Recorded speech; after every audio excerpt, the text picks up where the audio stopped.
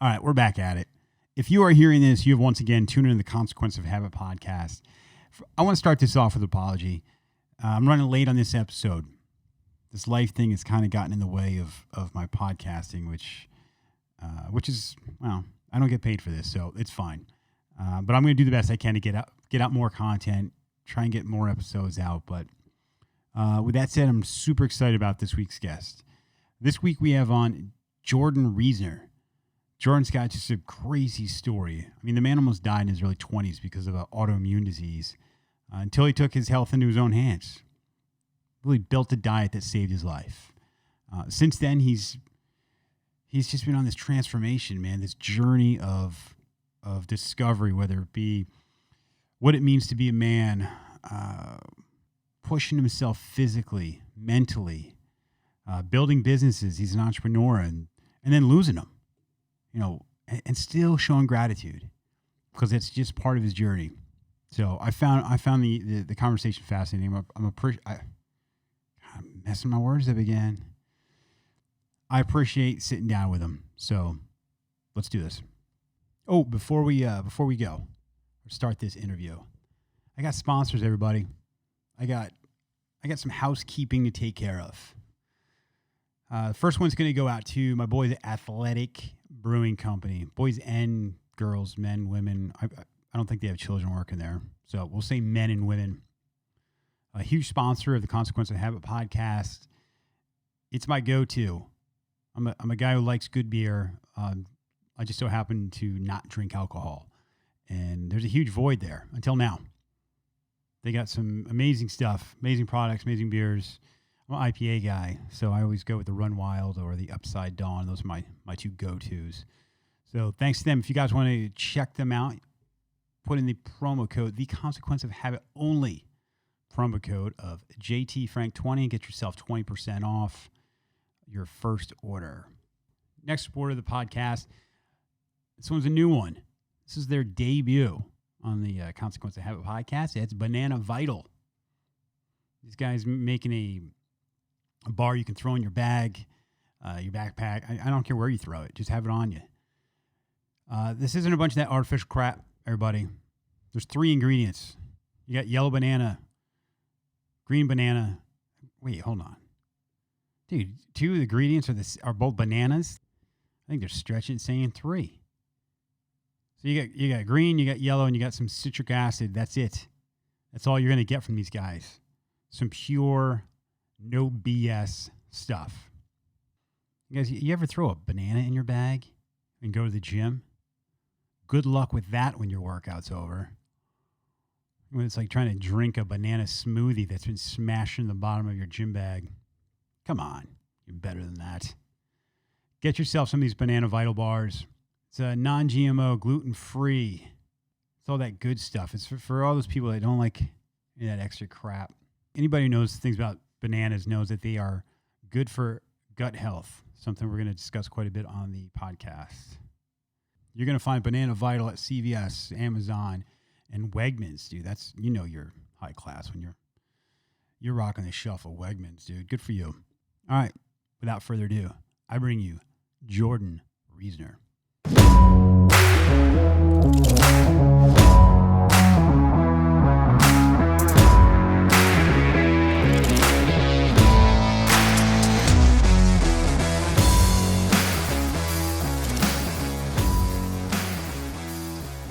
All right, everybody. Thanks for joining us. Today I am on with Jordan Reasoner. Jordan, I appreciate you coming on, man. Oh, thanks for having me, man. It's good to be here. I'm stoked to sit down and have some fun today. Yeah. Hey, I reached out, and actually I was mistaken. I'd read a quote that I thought you would put, but regardless of whether you wrote it or just posted it, it was is one that kind of really resonated with me, and that led me into looking through some of even your Instagram posts. Dude, you had quite a ride. If you could just explain to me or to the audience, where are you from, how you got to, a quick synopsis, how you got to where you are right now. Yeah, thanks, man. Well, I grew up in the Midwest and was always hunting white-tailed deer in the woods with my dad, and kind of groomed to go to college and get that safe, secure, job with a pension. And they wanted me to be an engineer. So went that route, and interestingly enough, I ended up with an autoimmune disease, and it's called celiac disease, and it just absolutely destroyed me. By the time I was in college, I was probably like 120 pounds. I'm 180 now, having diarrhea 15 times a day, and just absolutely not doing well. I had kids young. I had my first son when I just finished college at 22, and was not really thinking that I was going to be able to watch him grow up at that time. So that kind of sent me down a career path to figure out alternative health and figure out my gut. And here I am today. I'm I guess a recovering person from autoimmune disease, and doing well. Got a couple of businesses in the health space, and it's been a fun ride. Yeah, it's when I first started looking into you, I was doing this. Obviously, I do research on everybody who's going to come on, and so I was Google searching you, and I actually had my oldest daughter. She's 21, and I said, "Hey, I need a hand. If you could help me try and figure out this Jordan guy, like his story." And we started pulling up info on you, and I'm like, "No, that can't be him. That's not the same guy." I'm like, "That's not the same." There's another guy named Jordan Reasoner, and clearly these are two separate people. And I invite anyone who's listening to this to please check out, or just search his name. It's like a fraction of you. It's like a fraction of what it looks almost nothing like you. So was that all from just being malnourished from celiac? Yeah, man. For those listening that don't know, the mechanisms of celiac disease come from when you eat gluten or wheat or other cross-reactive proteins like that, and when they're in your system, your body attacks your own gut. And so my gut was ravaged and just didn't really work. So I was malnourished. I wasn't absorbing nutrients.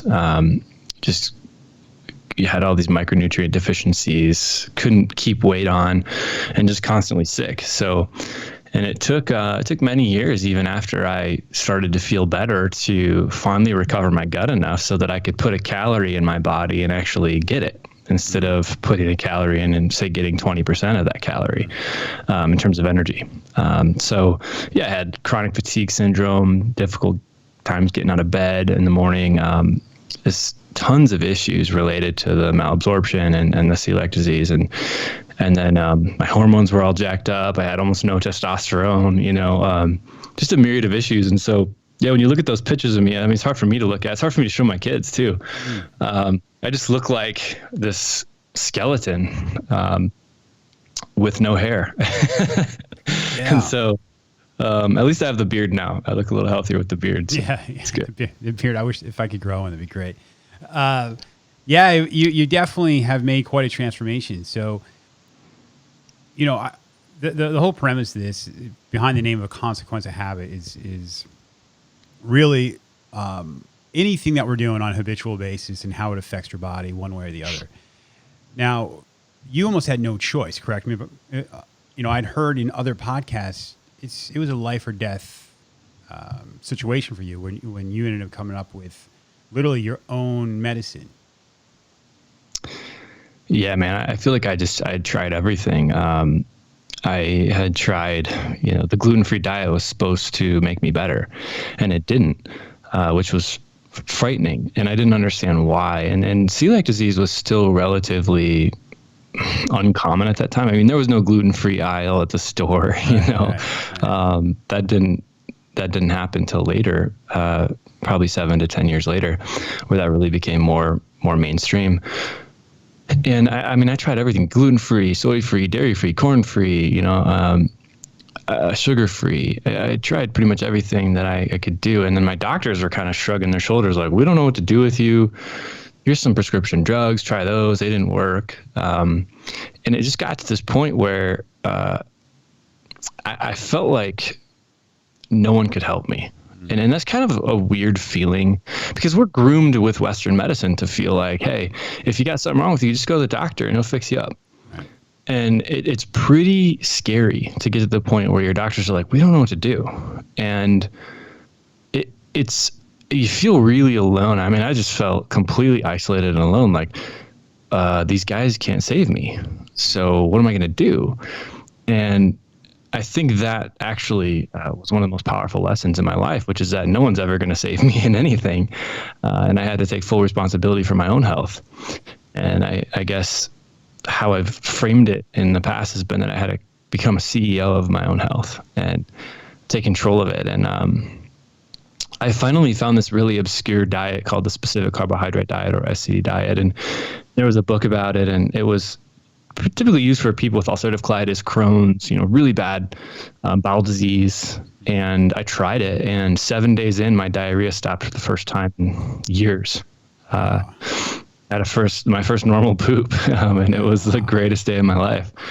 And then I just knew from that point forward, like, I have hope now. Yeah. But until that point, I remember there was one night I sat up late, and my son was 1 year old, and I hand wrote my will out on a piece of paper because I was like 22, 23. I mean, I didn't have life insurance yet. I mean, it was a bizarre thing, and I was married young, and so I kind of wrote this note to her of like, here's our logins to our bank accounts. Here's my information from my retirement funds, from my work. Like, kind of wrote a will out because I didn't see myself living very much longer. I mean, it felt like I was wasting away on some level from the inside out. And so when I finally had my diarrhea stop, it was like a big turning point to go, oh, I am in control and I can do something about it.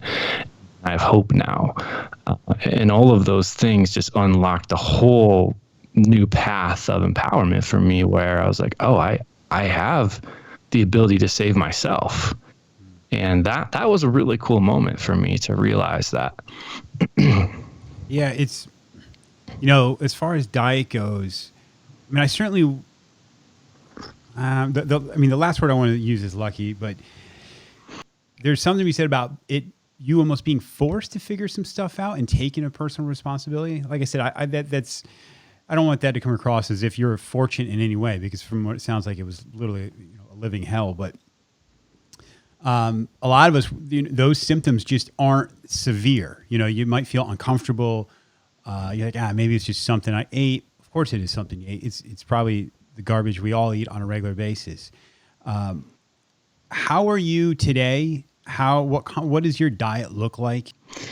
Yeah, great question. I would categorize my diet now as a pretty standard paleo type diet. I eat tons of game meat. I mean, my freezer's full of elk and deer, antelope every year.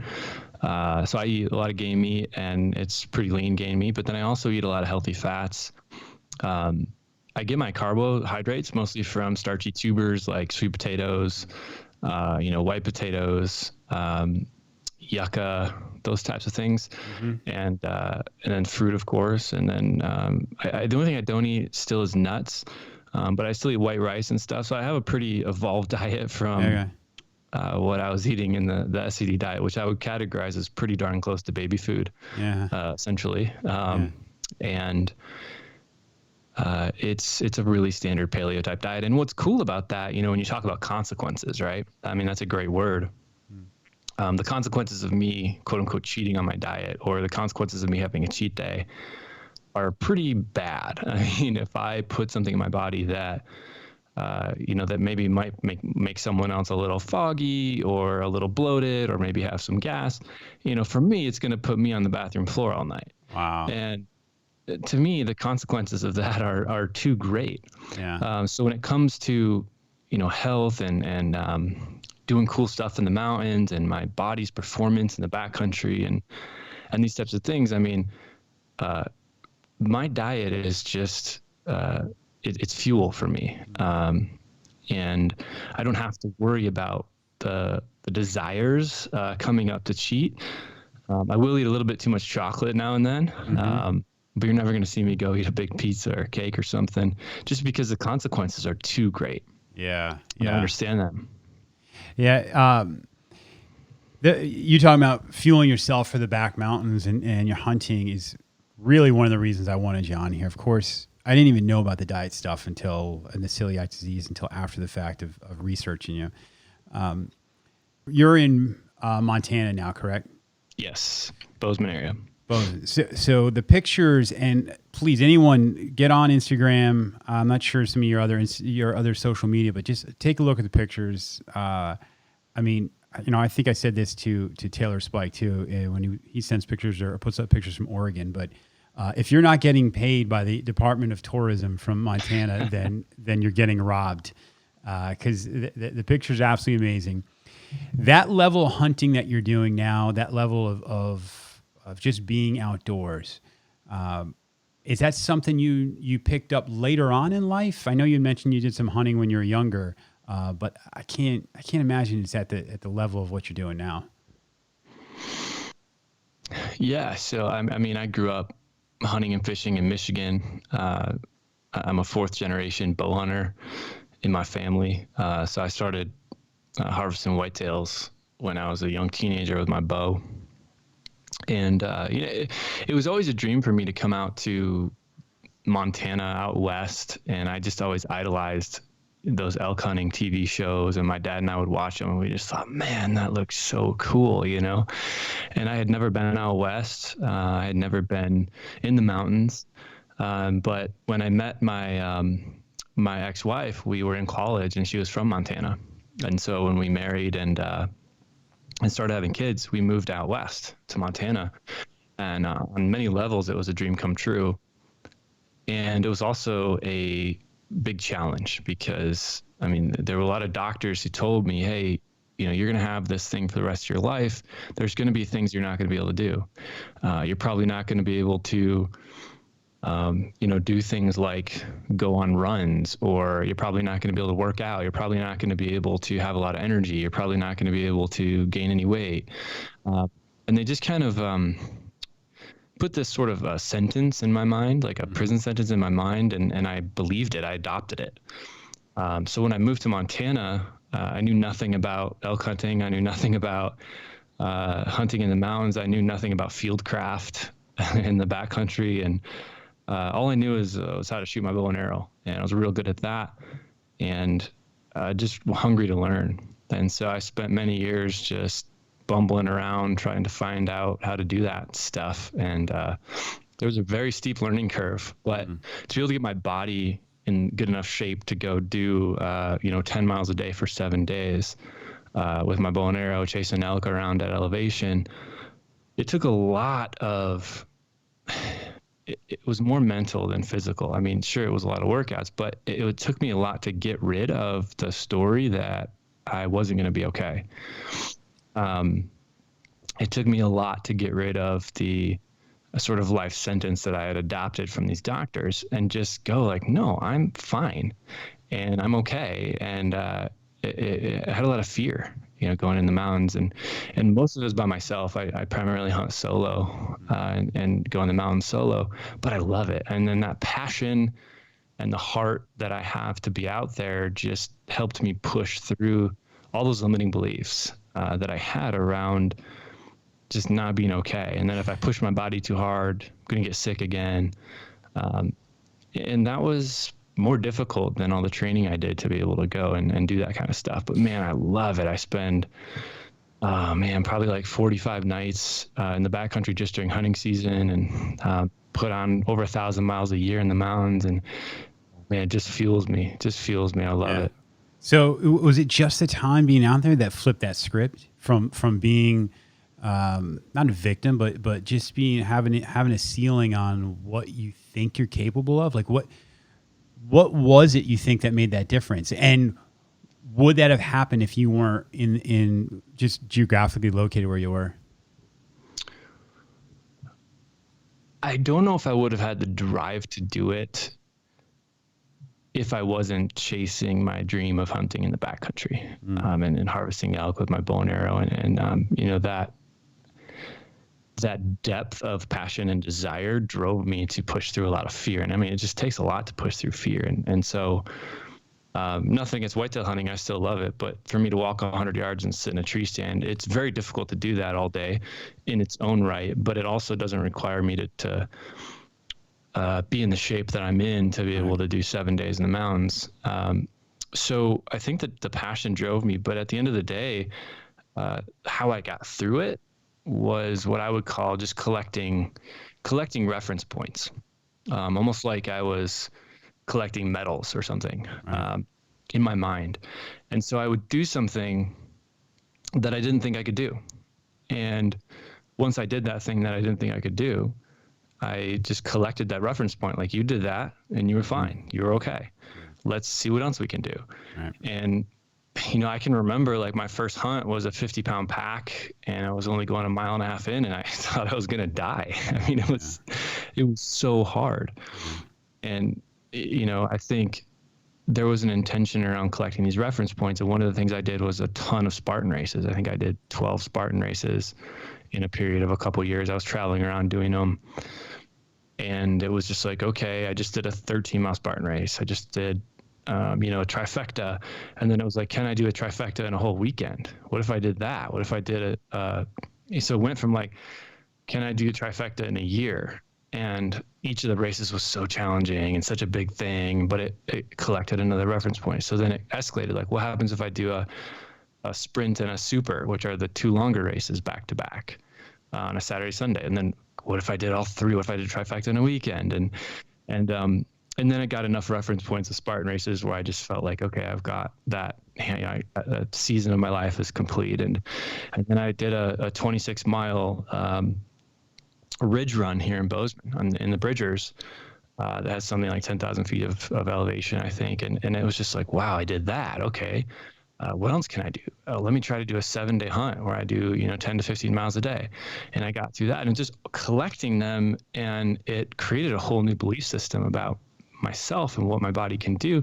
And it created a whole new level of trust around what my body can do. And cheesy enough as it is, I mean, I'm inspired by a lot of really phenomenal individuals like, Cam Hanes and David Goggins and all those guys that I needed to build mental toughness. I didn't have mental toughness. I did not have mental toughness in certain aspects. I mean, when it came to diet restrictions and getting through that stuff, I nailed that. But when it came to the mountains, I was pretty weak mentally.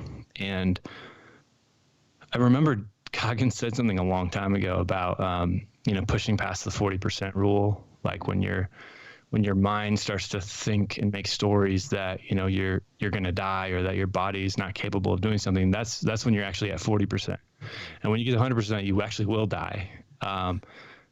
And I remember this idea of pushing past 40% was like the first little nugget for me to go, oh, okay. So when I bump into that means I'm at 40%.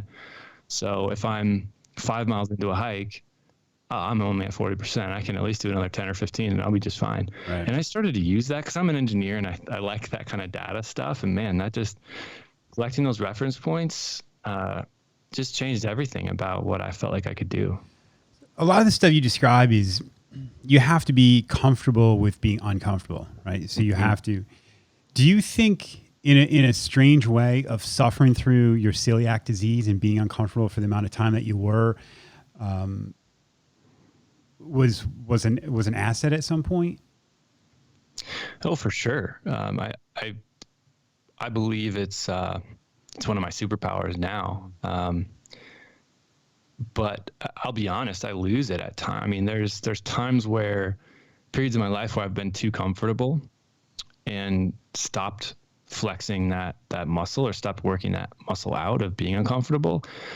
And man, it's a slippery slope. And I fell fast out of, whether it be out of working out or out of certain healthy behaviors into non-healthy behaviors.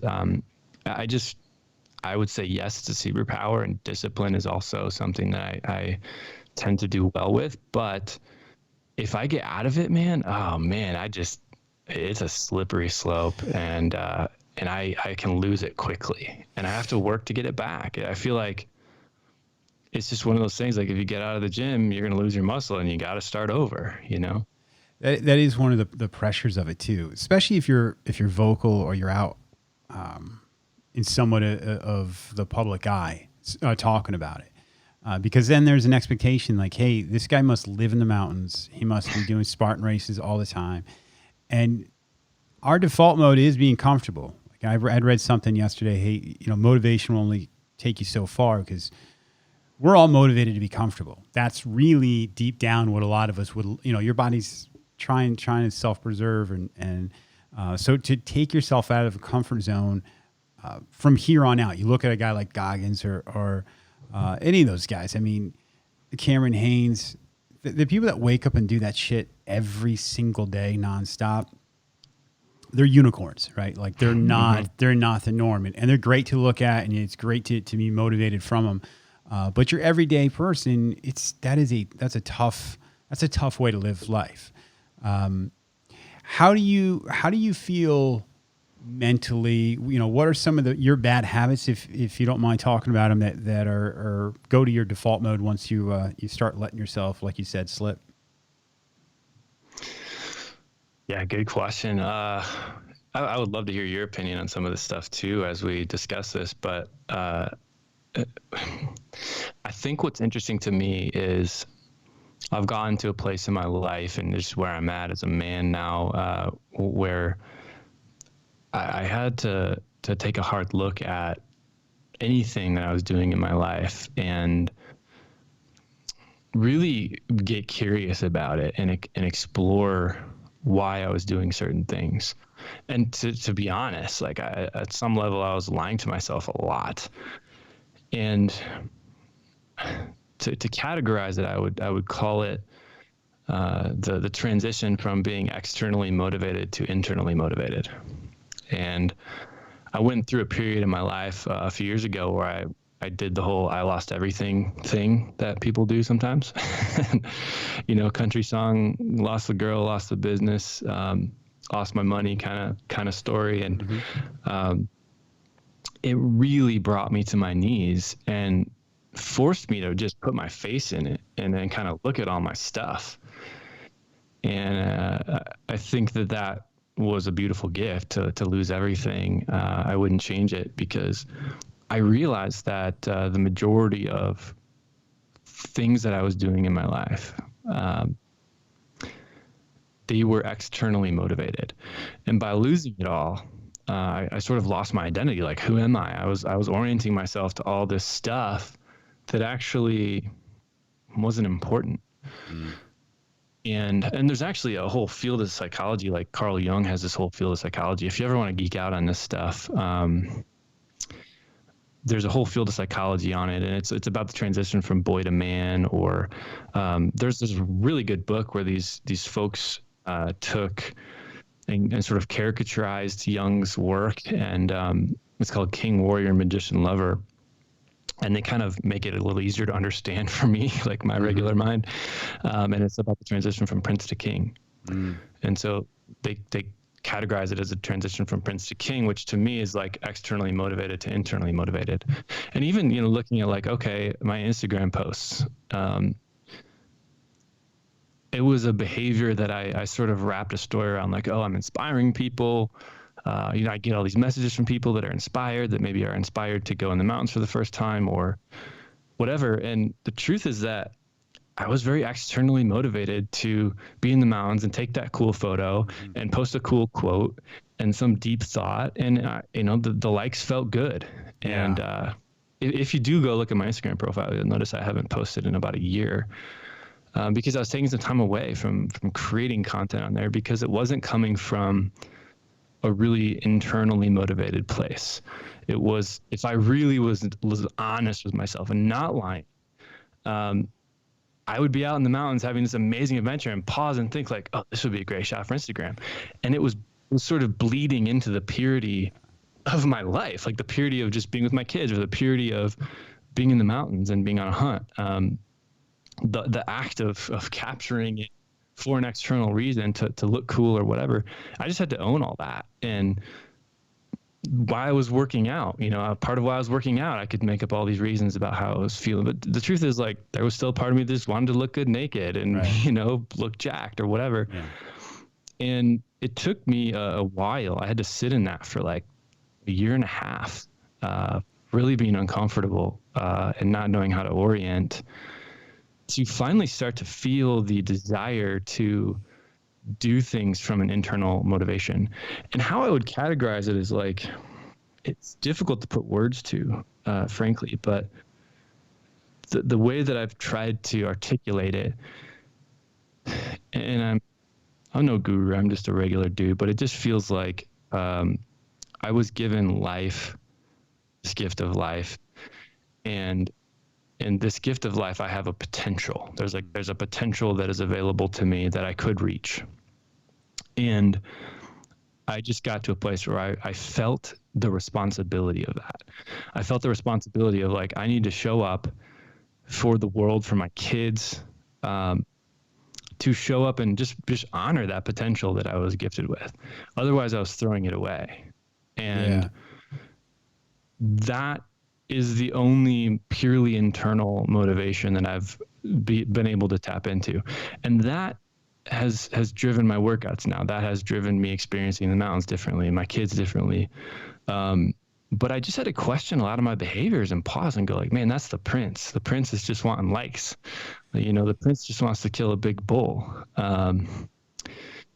And I really questioned a lot of those things because it was like, man, this is not coming from a good place. And I stepped back from my life and that's how I got to where I am. I'm forgetting your original question because I got on a little tangent side box, but I appreciate it, man. No, actually, it doesn't even matter what my question was because the stuff that you just said is, I not just me, but a lot of people struggle with that exact same thing.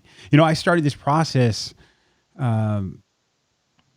with the exact thing that I felt I was compromising. Like everyone has an idea of what they are as a man or a woman or anything. And when I started to take a hard look at myself, I was not that. I was not that thing that I was portraying, right? So I decided I was going to make a change. And for me, that was, I had an unhealthy relationship with alcohol. So alcohol got cut out.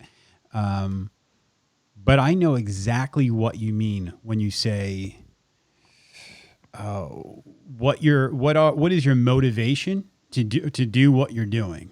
Like we would all like to be the person that goes out in the mountains or whatever your thing is and not need that validation from the outside of the world. And that's just the way we are today. Everyone has an opportunity to throw something out there and then wait to see what the return is.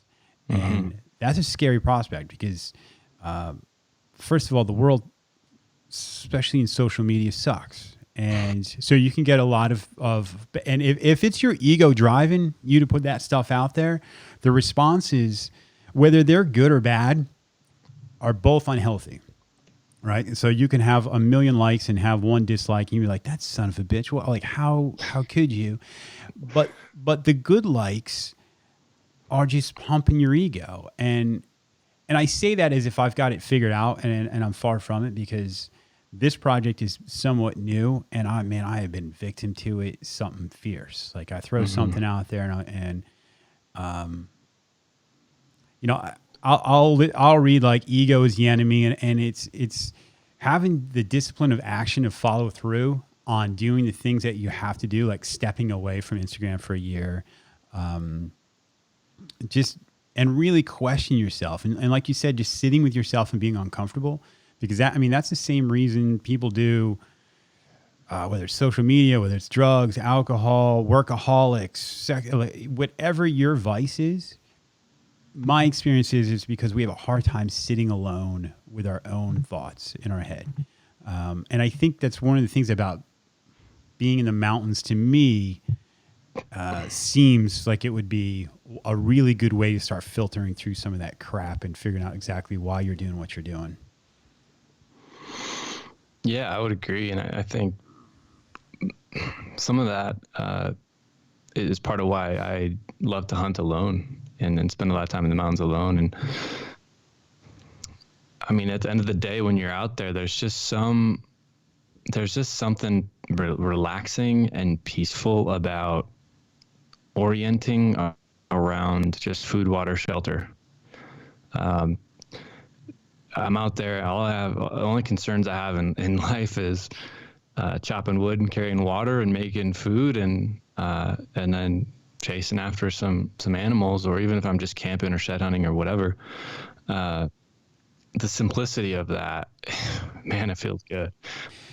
There's no bills to pay. There's no job. There's no, it's just the simple necessities in life. And then when you come back from an experience like that, it's like, I remember one time I came back from one of my hunts, and I was in my neighborhood, and my neighbor was trying to show me his new boat.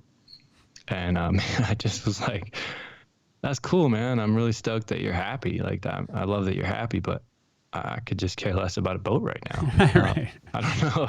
It just really reorients like what you value in life. And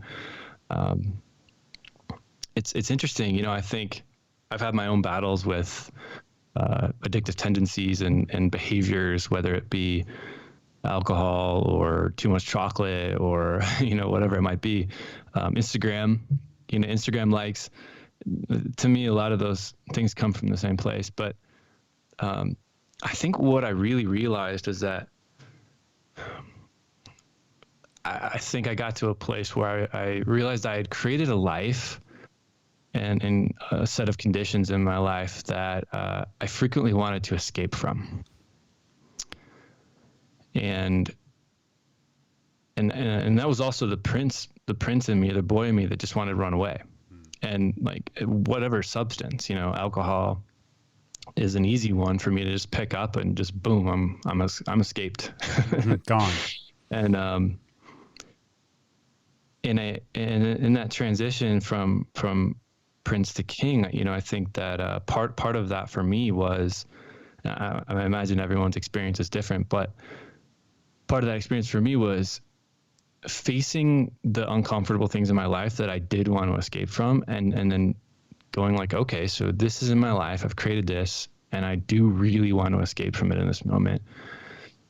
And I don't win every battle, but in that moment, it's like, well, how can I create a life that I don't want to escape from, first of all? And then second of all, what do I need to take responsibility for in my life that have created the conditions that I want to run away? Like, what do I want to run away from? Whether that's like my business not going the way I want it to, my relationship with my kids not being what I want it to, partnerships in life, it just, I had to really gut check myself and realize like, man, I am running away from everything, and I'm using substances or even unhealthily using the mountains. Like I would run away in the mountains for 4 days, and yeah, I loved having my phone off. I loved not having responsibilities in that way. But the truth is that I was running there too. And so when you talk about being uncomfortable, part of being uncomfortable for me is also just taking radical responsibility, and it sucks. Like it really sucks to look at your life and be like, damn, I created this and I don't like it. But it also creates the point of view that, hey, if you created it and it sucks, you can also create something different, which helps support me in making a different choice. But damn, it sucks. It sucks to look at it, and it sucks to look at the lies that my mind was making around like why I was doing stuff and putting some nice bows on it. Man, that's a real gut check. Yeah, it is, man. And you said that really well, because you can find one thing that you're escaping from, and it does not take long for that void to be filled with something else, right? So, when I first started this, the teaser started, hey, if I stop this one thing, the rest of my life is going to be great, right? So if I stop this drinking, the rest of that, I've got everything else figured out, and that was false. I didn't like. It's just, you may stop one thing. It's like holes in a boat. You can plug that one, but another one's going to start. So that is a constant work. And you're right. I think until you start getting down to the root of things, there'll always be something else. And I like the thought of the honest conversation. And I almost feel like a fraud saying that sometimes, because I can get on here and I can say that. But the honest conversations are hard. And sometimes you aren't even aware, and this is me speaking, that I'm not even really having an honest conversation.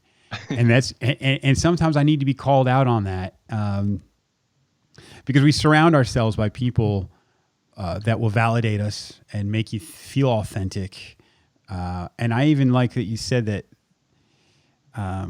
these Instagram posts, you're almost contaminating your experience of the mountains by worrying about whether you're going to get likes from it. You know what I mean? Like, so, and that I completely get that, because I had to even take my own journey through this. And I'm like, oh, I'm going to go on Instagram and I'm going to start a podcast and I'm going to help other people. And my sponsor's like, he said, dude, if you don't separate your own recovery and the image that you're putting out there, because they are two separate things, then you are setting yourself up for failure. And he's right. I don't even know where I'm going with this, but what you're saying, I think a lot of people feel that, man. I think a lot of people today, we get wrapped up in stuff, and there's way too many avenues to escape. We can go down any rabbit hole. What, other than the one book you've already mentioned, what are some of the other things that really made you take a hard look at yourself? Ooh, good question.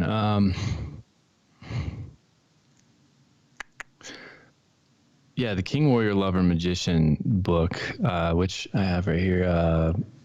Robert Moore is one of the authors. It's got a blue cover. That's kind of hefty. It's got a lot of psychology in it, which if you like to geek out on that stuff, it's good. That's been a good book. I would say that the book that's had the most impact on my life in general has been The Alchemist by Paulo Coelho. I've read that book probably 100 times. I think I've gifted hundreds of copies of it to people. There's just something powerful about, even though it's fiction, for those of you that understand that book, it's about a kid's personal journey to find his, his path in life. And he's just like navigating, trying to figure out how to follow his heart and making really hard decisions to follow his heart. And it's just got a really cool twist at the end.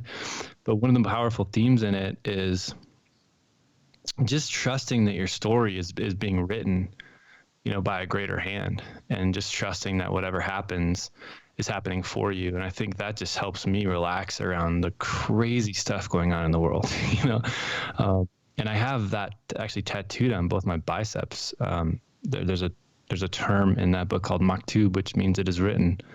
So it is written, tattooed on both my biceps. And it's just about like trusting that I'm being guided to the right place, as long as I keep listening to my heart and making those tough decisions. And part of that's like being uncomfortable, like you talked about. The best analogy I can think of is when I'm in the backcountry and I can see a really nasty storm rolling in fast. And, the first thing I want to do is just run from it and get away from it, because it's coming. And I know it's good. There's probably hail. If I'm above tree line, it's going to be some real gnarly lightning. But what I actually need to do is lean into it. And sometimes I'll even practice like hiking at it, just because, I don't know, it's just like a mental game. Like, let me hike at the storm. And then taking responsibility too of like, okay, the storm's coming, and throwing up a tarp and diving under a tarp while the hail starts bombing on me, and just riding it out, and just riding it out and feeling the uncomfortableness of like, I'm freezing cold, I'm being pelted with hail, this sucks. And I know it's going to be over in 30 minutes, and then I'm going to dry out. And, there's certain survival things you need to do in the mountains, throw a rain layer on. I mean, there's various things, but it's something to lean into. And so another book that I would say has been really impactful is, I imagine a lot of listeners are familiar with Andy Frisella and his 75 Hard stuff. And he actually just came out with the 75 Hard book, which is phenomenal. And I've done 75 Hard a couple times. I'm doing it right now again. I did it last summer, and I would say it saved my life in many ways.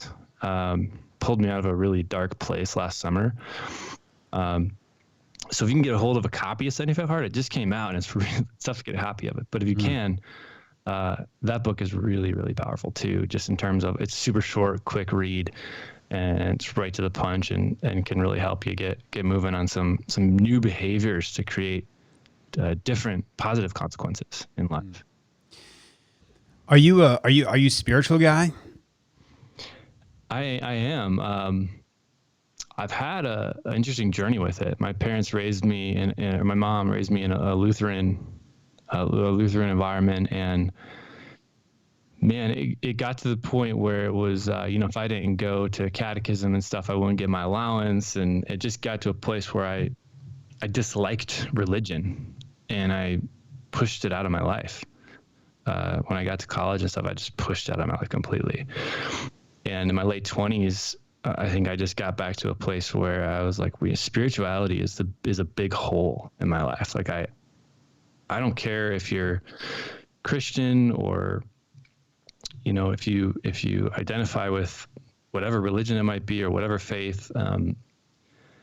There's a huge void in my experience when that's not present in some way. And when I brought that back into my life, it filled a hole that I had been trying to fill with other things a lot. So yeah, I've had an interesting journey of kind of straying and going away and then coming back to it and having to really realize like I need this in my life.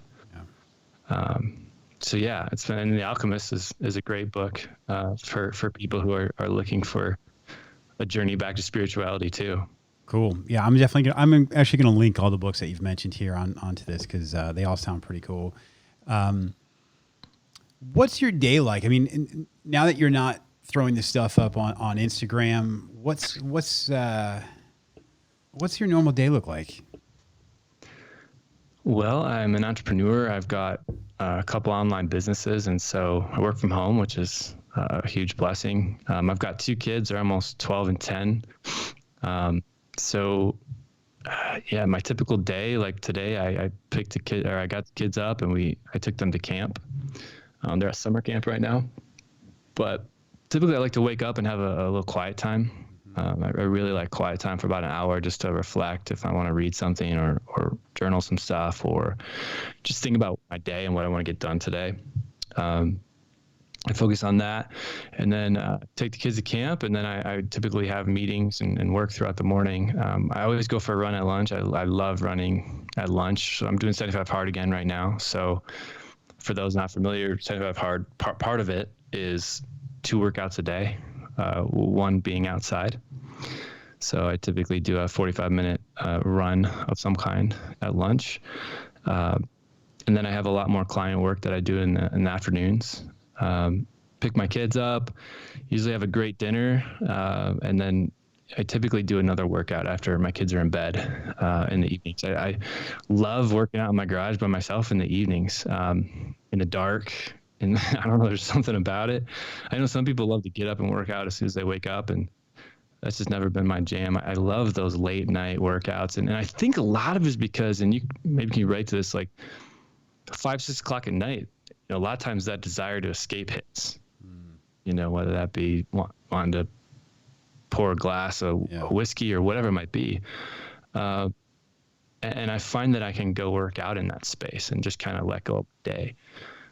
And I found that to be a much more positive habit than the previous ones. And so I don't know, that's what I love to do. I love those late night workouts, bumping music in my garage and just throwing around heavy stuff. It feels nice. Yeah. So that's my day right now. Workouts. There's a lot of people. Cameron, when I interviewed Cameron Haynes' brother, Taylor, he said I've literally replaced drinking with running, which is way healthier. So I mean, and there's a lot of people that come. I know when I first stopped, and other people did the same thing. They would go to bed super early, and it was almost just because these are the times that they were used to not being present. So this was an easy way to kind of just pass that time. So working out is definitely a way to go. You actually answered some of my next question was, what are your daily habits? Which you mentioned you've taken some time in the morning. Is that just a time to meditate? Is that a formal meditation? Or are you just kind of taking some quiet time yourself to reflect on the day? Yeah, I mean, I've had more structure in my life in the past. I've done really long periods of meditation where I've meditated, for hour or 2 a day, and periods of my life where I've done stuff like that, practices like that. I'm not currently doing it. I just love that quiet reflection time in the morning. It seems like the actual less structure I have with that, where I'm just sitting with my cup of coffee in the morning, with my journal open and sitting with everything. And then Frisella's got some cool stuff around the 5 things you want to do that day. I'm forgetting in this moment what he calls it, like the Power 5 or something, something like that. Where it's 5 most important things. If you get those things done today, then you've crushed your day. And they might be work related. They might be related to my kids. But I typically try to write 5 things down where it's like, if I get these 5 things done, I know that my day had a level of accomplishment that I can celebrate for myself. And sometimes it's really big projects. Sometimes it's as simple as like, signing my friggin' taxes and saying, Yeah. But something that's just important. So I do set an intention around my day. Like, what am I going to get accomplished? Sometimes I read in the morning. I've got books just like everywhere. On my coffee table over here, there's just like some books strewn out, and fiction books, nonfiction books, spiritual books, just kind of whatever. I want to have that first hour before my kids are up, before the sun's up, to just be with myself and be with whatever's coming up and bubbling up in my head, and then get it out. Like, it's almost like clearing my head and getting it out on paper. And then my day feels like it's more directional. It's not like I'm just reacting throughout the day. One thing I have a hard rule about is I don't look at my phone or my email before my kids are up. I had a period of my life where I had 4 companies at one time with, I don't know, 6 or 7 employees. And that might not be, I'm sure there's people listening to this who have hundreds of employees but for me, I almost had a trauma response looking at my email. I would get like hundreds of emails a day, and it just made me want to crawl out of my skin. It felt so overwhelming. I couldn't handle it during that period of my life. And so I've got a weird relationship with my email and my phone. I love leaving my phone in the other room. Once I have my kids with me and I know they're safe and they're with me, I will leave my phone places, put do not disturb on. I have a weird relationship with my phone. I really dislike it. For the longest time, I still had a flip phone. I don't think I got an iPhone until the iPhone 6.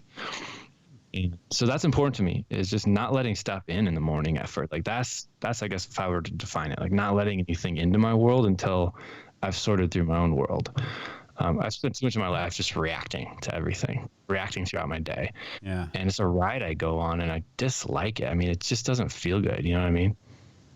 It's easy to do. I know I don't have the excuse of owning multiple businesses or even having a single employee. And I know, the draw, or I'll say the addiction to the phone, to that constant need, that little dopamine hit from checking email, from checking social media. I mean, there's a lot of smart people figuring out how to do that to us. And it's,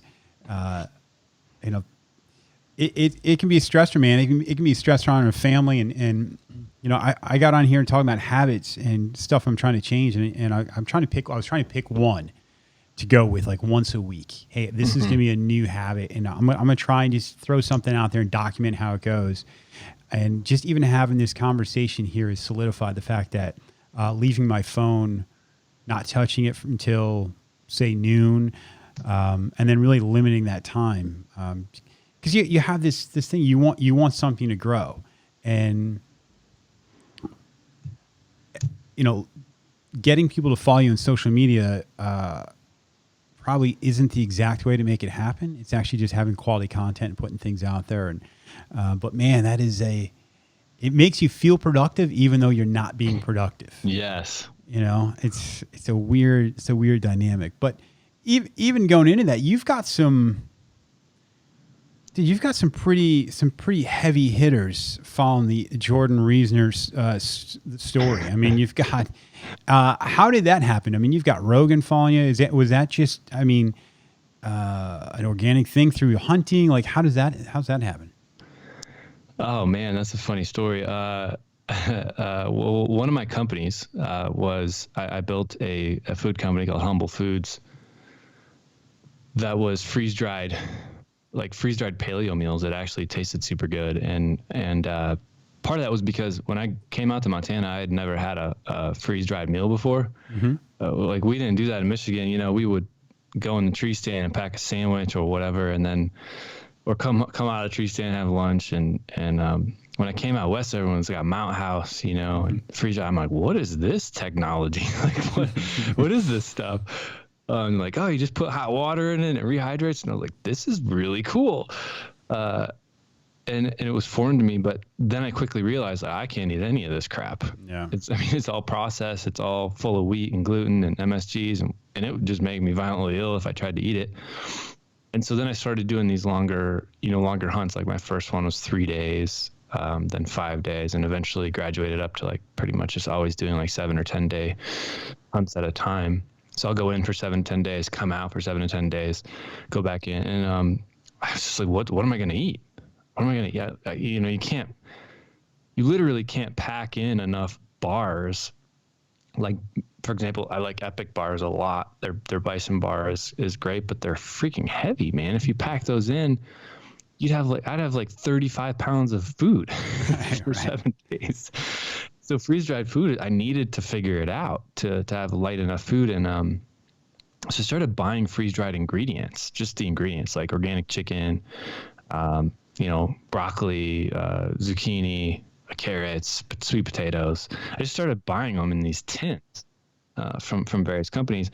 And then I would make my own food, like whatever I like to eat. Like I really like pineapple chicken. Like I'll make a pineapple chicken dish with some cinnamon in it. It's got like a sweetness to it. Mm-hmm. I was like, well, let me try and make some pineapple chicken, and I figured out how to make my own freeze-dried meals, and I would vacuum seal them, take them in the mountains. And anyway, there wasn't a company on the market, and this was before some of the companies that are out now, Off Grid and Heather's Choice and some of the news. It was before that.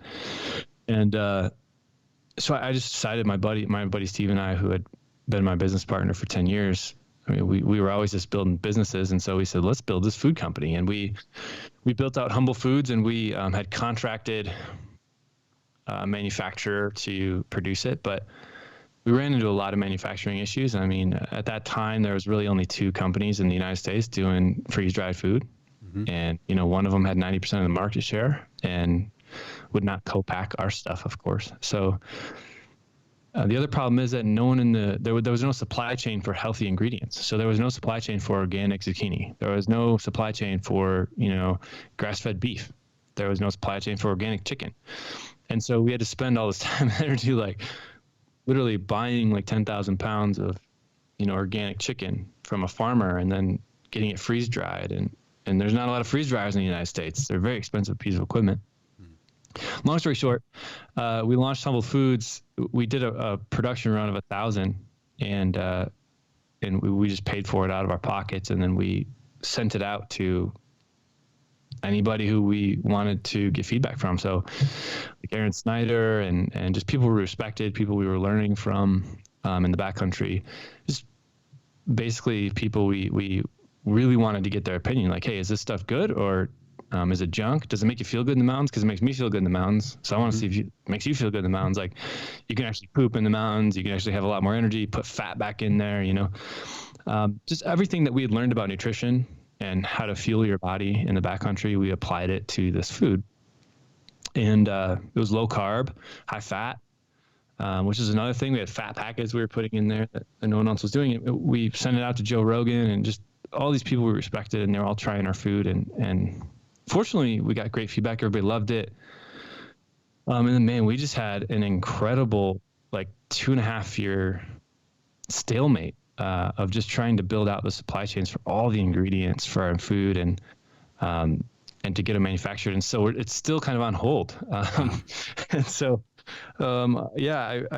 people still message me to this day, 3 years later, like, hey, man, when's Humble Foods coming out? And it kind of breaks my heart because, I invested $80,000 in it is one thing, but also a lot of people really want it still. And so to be determined, we're still working hard to try to build out the possible supply chain and get another manufacturing run done. But, when you're small, that stuff's tough. Trying to get 60,000 bags of food made is a pretty interesting challenge. So more to come on that. But yeah, it was a good little side project. Cool. You mentioned a lot of the people that you respect in the world of outdoors and hunting, and I'm from New York, and the Poconos in Pennsylvania. I'd moved when I was a little bit older, but the idea of hunting, now you're seeing a lot more people. Like your fitness is revolves somewhat around or what you're going to be doing in the backcountry, right? Hunting. Like we said, we mentioned Cameron Haynes before, and I've talked to Chad Mendez before, and a lot of these guys, that's one of the reasons that they train is to get through the mountains. And I grew up, and I don't want to put anybody down or take away from it because there's some amazing hunters, but I mean, my first hunting experience was some guys drinking blackberry brandy early in the morning before they went out and shot some pheasant or sat in deer stand somewhere. The stuff you guys are doing, that is a no joke, physically taxing. Would you say what's the longest hunt you've been on? 7 days? I think the longest was 9 or 10. Wow.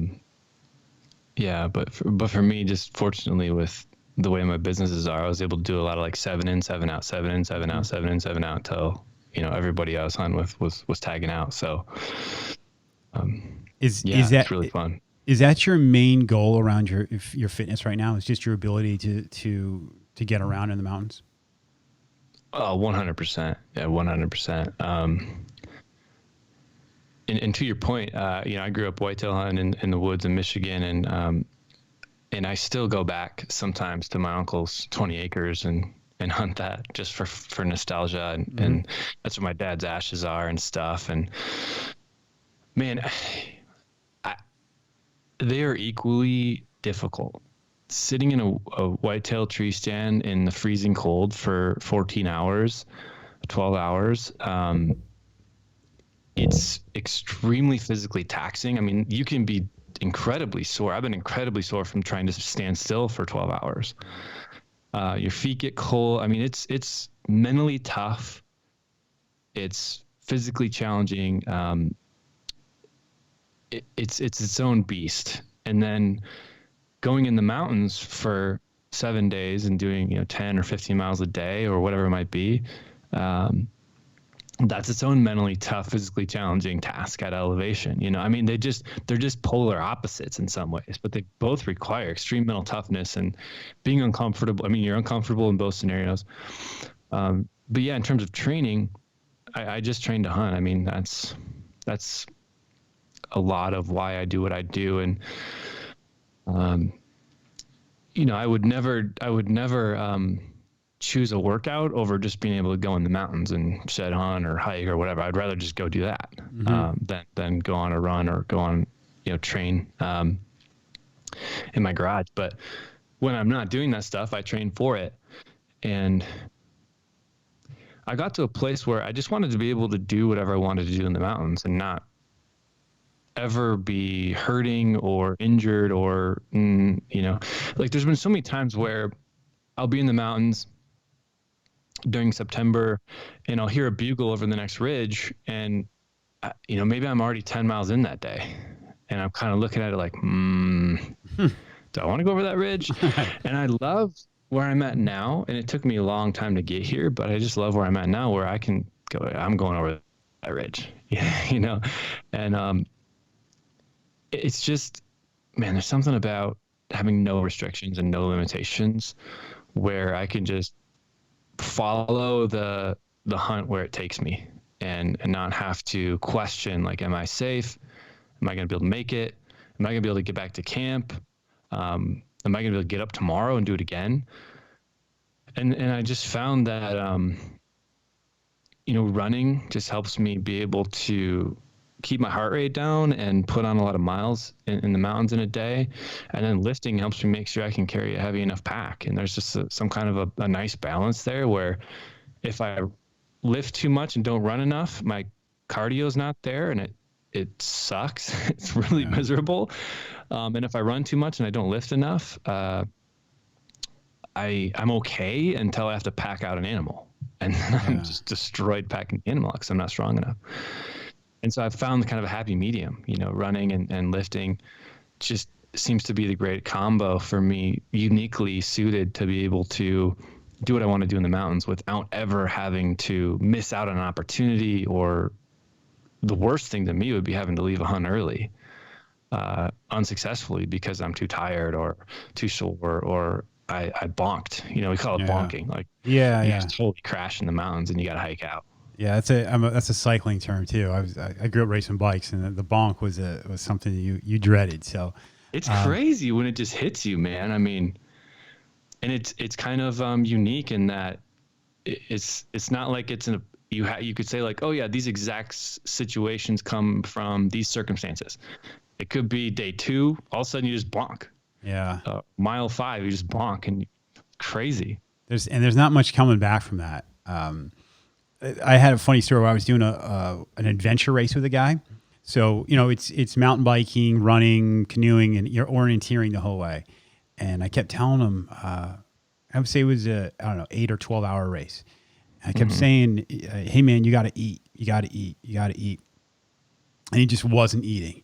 And all of a sudden, out of nowhere, man, it was like everything shut down. I realized he hadn't talked in like an hour, and I look back, and he's in a bad way. So we start. I'm giving him gels, but these are like super caffeinated too. Ooh, it was a bad idea. We ended up having like 2 hours in a boat, and homeboy would not shut up now from like, because he had like nothing in his stomach. He talked to me about it, fishing with his grandpa it was just out of control. But have you had to leave a hunt early unsuccessful because of physical limitations? Fortunately, not yet. I think my early hunts and when I first moved to Montana were very basic. Basically just me barely making it a mile in, dropping camp and having to like collapse and take a nap because the mile hike was too much. And then just bumbling around the mountains like an idiot, never seeing an elk, like tripping over all the blowdown. I mean, just being an idiot, and very steep learning curve. Just even to find the right places to camp. And I mean, so my initial hunts were just silly. But they were the best hunts I could do with what I knew at the time and with my physical limitations. So it's just slowly, gradually become more and more and more of a capacity. I've had bonks. I remember one time I had found these really high mountain muleys in early September that were still in velvet and still bachelor grouped up, and I really wanted to hunt these muleys. And they would only come out in the morning. They would feed in the mornings, and they'd go to bed for the rest of the day in this thick timber. But I was on a ridgeline, and all around the ridgeline were all these bowls that would have bulls in them. And so I had this plan to go up there for 7 days, and I would camp on the ridge, get up early, stalk in, and try to get an opportunity at these muleys. And then once they went to bed at about 9, I would peel off the ridge and find some bulls and chase some bulls down off the ridges. And it was just, I way over calculated how much energy expenditure that would require. I would, miss out an opportunity on these muleys. They'd go to bed. I'd peel off the ridge, rip off a bugle. I'd hear 4 or 5 bulls bugling back, and they're all 2,000 feet, 3,000 feet below me.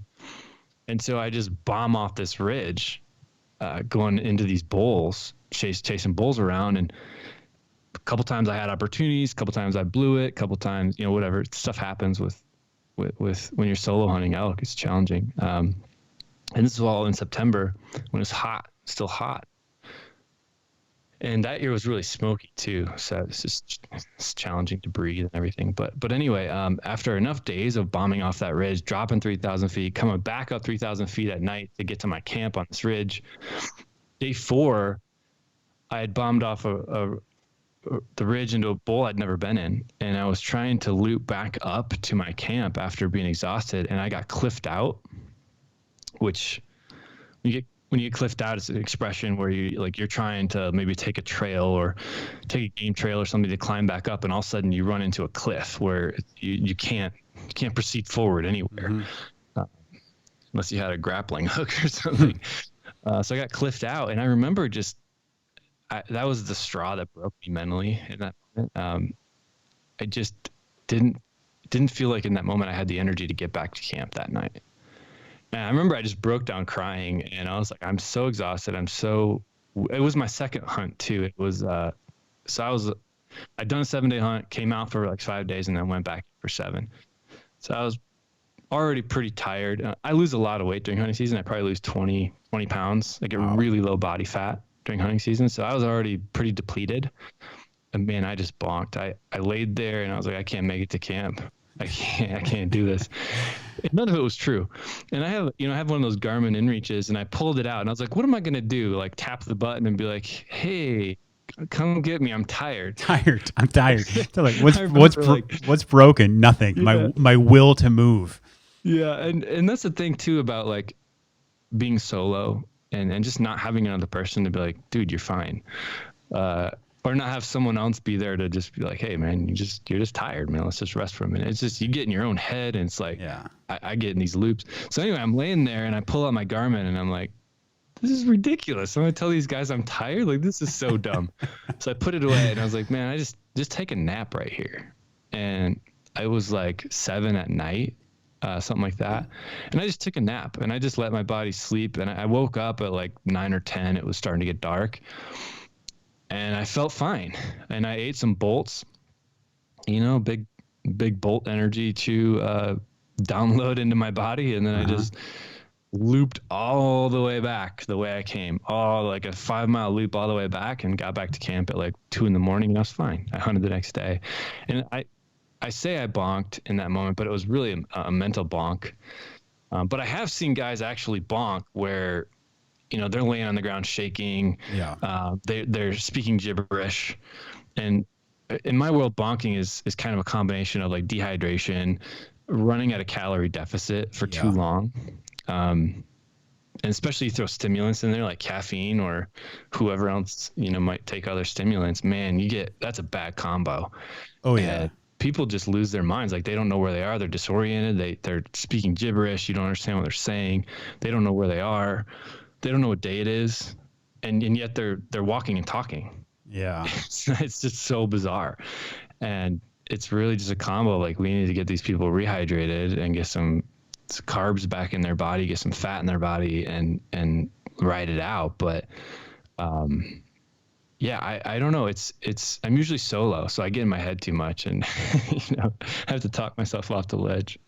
Yeah, there's growth in that, though. I would think. Like I was just saying to my wife the other day, like, yeah, I think I just want to get away for a couple of days just by myself, that's hard to do on the East Coast. I mean, I think I had read, like, I don't think there's one direction you can walk more than 3 miles. Like 3 miles in any direction, you're going to run into a road at some point.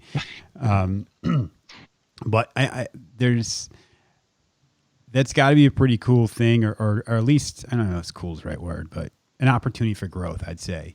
When you're sitting there looking at your Garmin, deciding whether you're going to call in the cavalry because you just got tired. But having the wherewithal to know that that's not rational. Let me just go to sleep, wake up, and then realize you can continue to go, because a lot of people, we're just in society, we're not used to being uncomfortable, and when we are, we feel like there's a button we should push to make that go away. So sometimes you just got to nap. I want to be good with your time, Jordan.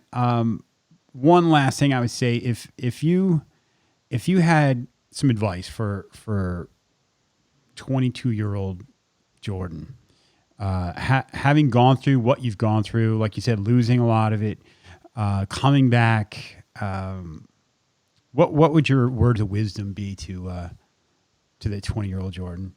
Whew, good question. I don't know if 22-year-old Jordan would listen to me. Probably not, but that's. I'm just a bald dude who likes to hunt and just trying to do my thing. I don't know. I don't know if I listen to myself, but oh man, that's a powerful question. Man, I would say that the best advice I would give myself is to just trust that everything that's happening is happening for me, not to me. And there's going to be bad stuff, and there's going to be stuff that's heart wrenching, gut wrenching, and it's all just in service of of me becoming the man I can step into. And it's a choice.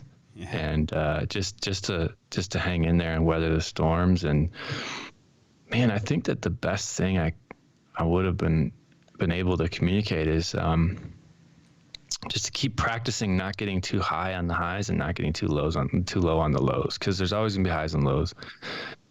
And I think just getting too attached to the highs and too attached to the lows it's just soul crushing. Yeah. It makes the ride a lot more gnarly. But yeah, just probably tell myself to stay humble and trust that it's all written for me.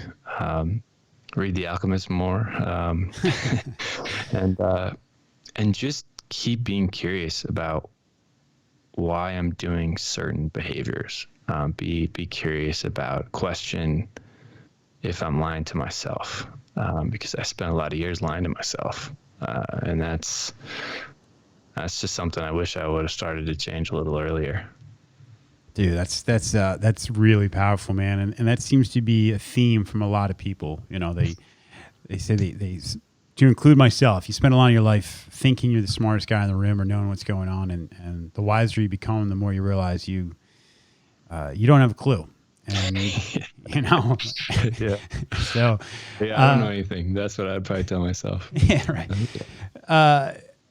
I tell you what, man, this has been awesome, man. I appreciate sitting down and spending the time doing this, and it went exactly how I was hoping. Where we were going to break down what you did for yourself health wise, and really, but also spend some time on what seems like just personal growth through being in the mountains, through failing, through achieving, through all that stuff, man. So, and I appreciate you being so candid, because I think a lot of people are going to get something from it. Oh man, I appreciate it. It's super fun to be here. I mean, I think I'm just a regular dude, and it's fun to talk about just what it's like to. I think all of us are just trying to be a better man on some level, and we all have our own journey to that, our own lessons there. But I love talking about it with other men that I respect, because it's just like, man, we're all going through the same struggles. Yeah. And, whether it's addiction or whatever, I mean, we're all using different things and to get through. And so I just appreciate learning from you and love this project. Taylor's interview was amazing. It's awesome to learn from other dudes who are just going through the same stuff. Yeah. I think not enough people are talking about it. There's a million tough people out there, and I like the fact that there's a lot of tough people looking at personal growth, and that are also grounded enough to say, hey, yeah, I might be tough, but at the same time, I struggle here at this part of my life, because we all are, right? At some level, everybody is. So, like I said, I appreciate you coming on. If someone wants to find out what you're doing, whether it's somebody dealing with celiac or just into hunting or something, where can they find you? Yeah, I mean, my Instagram is just @JordanRiesner. Definitely, anybody's welcome to shoot me a DM, chat about whatever. I mean, I've had struggles with depression and just any of that stuff. So if you're struggling right now and you just feel like you want another regular dude to talk to about it, certainly shoot me a message. I try to make myself available to anybody to chat about stuff, because there were people who were there for me during times like that. Or if you're just trying to get into hunting or have questions about hunting, hit me up. I'm happy to share. I had a really steep learning curve trying to figure out how to do stuff in the mountains. And if I can help anybody cut that learning curve with gear tips or whatever, I'm happy to share anything that you might be stuck on. And then if you have gut health stuff going on, my company was healthygut.com. is that website to get some help with diarrhea, constipation, gut issues. But yeah, just message me on Instagram. That's primarily where I hang out most of the time. And I currently have most of my Instagram feed filled with comedians and memes, because it makes me laugh a lot. So I like it. Yeah, it's a good time. Cool. Thanks, Jordan. I appreciate it, man. You have an awesome day, and we'll be following you, man. You too, man. All right. That's it for me. Thanks, everybody, for tuning in. Stay tuned. Sorry for the delay on this one, guys. I was a little late. That thing called life got in the way of my side hustle of podcasting. So I'm gonna try and be better about it. I'm trying to get a couple people on in a week, and then I can have some in the bank. But please do me a favor, share this as much as possible. I'm getting just amazing feedback, and I'm trying to get this out, man, to as many people as possible, because I think it's important. Like it, share it, rate it. God, dude, hit me up with some ratings, everybody. I need it. And have a great week. Be safe. Later.